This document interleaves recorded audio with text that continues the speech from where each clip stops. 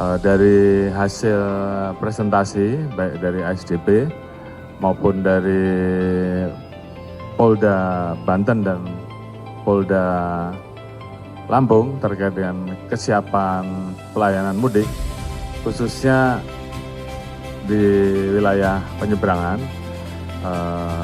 Saya melihat ada beberapa inovasi tambahan yang kita harapkan ini juga bisa mengurai permasalahan dari tahun ke tahun terkait dengan antrian.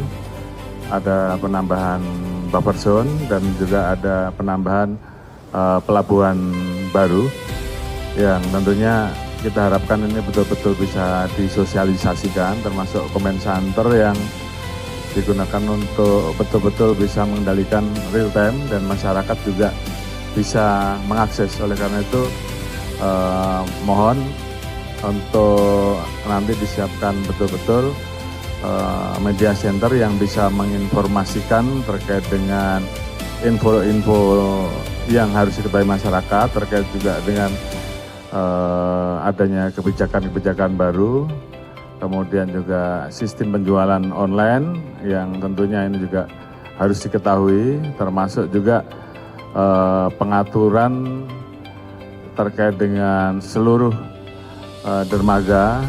Ini tidak lagi ada perbedaan, mungkin nanti Pak Menhub yang bisa jelaskan.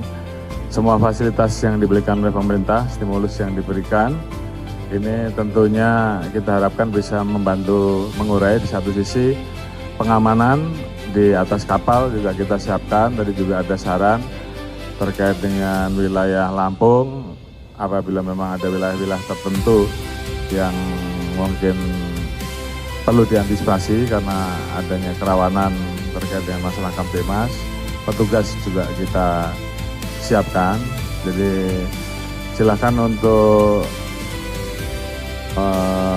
terus bisa manfaatkan layanan yang kita miliki, termasuk juga ada pelayanan terkait dengan dapur lapangan, kemudian pelayanan terkait dengan pos-pos yang kita siapkan apabila ada masyarakat yang ingin beristirahat.